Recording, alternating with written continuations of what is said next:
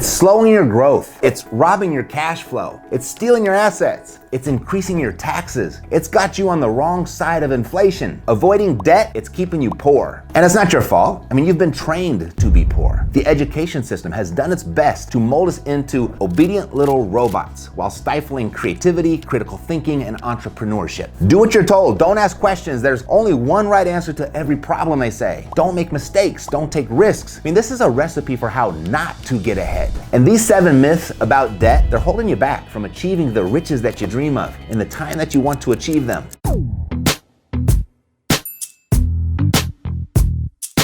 Myth number 1, and it's the oversimplification in this statement that's holding you back the most. Debt is bad. Certain types of debt, like mortgages and business loans and education, when managed correctly, are smart tools and essential for getting ahead and building your wealth. Using debt to expand a business, purchase new assets, or invest in assets, it allows businesses and investors to grow much faster than they could without it. Myth number 2, and believe this one at your own risk because it creates unnecessary inefficiencies and disadvantages, and that's to avoid debt at all costs. Strategic borrowing can simplify business, reduce effort, and help you seize meaningful opportunities that you otherwise wouldn't be able to. Myth number 3, this is a brilliant piece of wisdom. I mean, who needs financial literacy when we can just subscribe to the fallacy that all debt is equal? You know, whether you're drowning in credit card debt or investing in an income property, the myth wants you to believe it's all the same. I mean, who needs to understand interest rates and repayment terms or the potential for multiplying returns? I mean, if financial independence and long-term prosperity are important to you, you do. Myth number 4, if you value convenience, rewards, and a good credit score, then you must ignore the advice that credit cards are bad.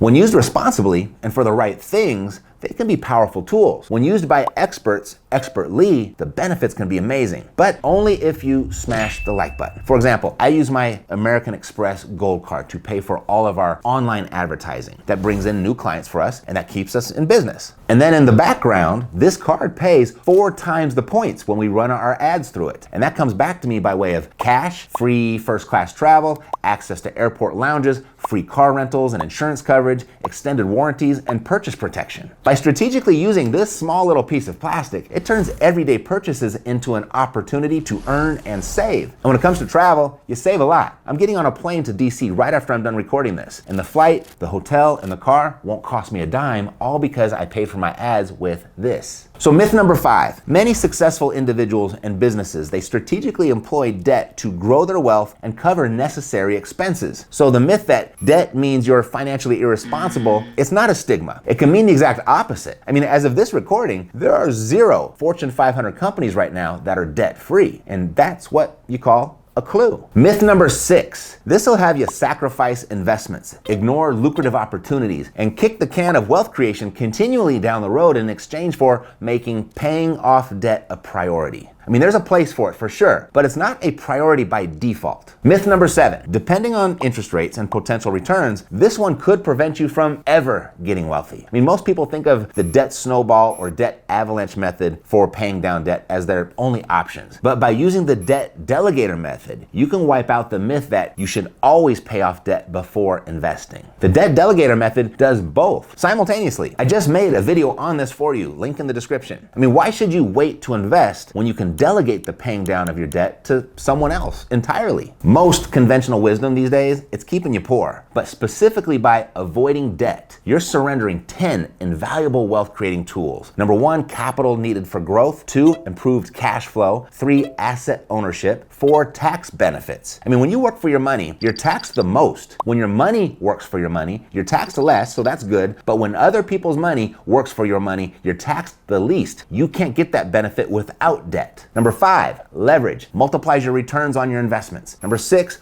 building credit. Aside from the obvious larger loan amounts and lower interest rates, a good credit score affects how much you pay for insurance, where you live, and where you work. Number 7, retaining ownership. Unlike equity financing, where ownership shares are sold to raise funds, debt financing allows business owners to retain full control and ownership of their business. 8, debt often comes with a fixed repayment schedule and interest rate, which can help businesses and investors plan and budget accurately, giving you predictability. 9, if the money borrowed is subject to fixed interest rates, the real value of the money repaid will decrease over time due to inflation. Thus, you effectively repay less in real terms than you borrowed. You don't want to surrender your inflation advantage, not today. And 10, using debt can help you avoid risk. For example, it can be safer to take on a manageable amount of debt to finance a risky adventure rather than risking your own money. By avoiding debt, you surrender a bunch of risk management. Sir Richard Branson, you heard of him? Yeah, the founder of the Virgin Group. His first venture into business was a magazine called Student, which he started from the basement of his home. But he soon realized the power of leverage and the potential for expansion. What most don't know about Branson is at just 16, he purchased a country estate in England, which served as a recording studio, and later the headquarters for Virgin Records. He borrowed the money to buy that property, and that was just the beginning for him strategically leveraging debt. With every venture, Branson understood that taking on good debt could fuel his expansion. It could fuel his dreams. He used it to diversify into multiple sectors, from entertainment to airlines to telecommunications to space travel, all of which are pretty darn risky ventures.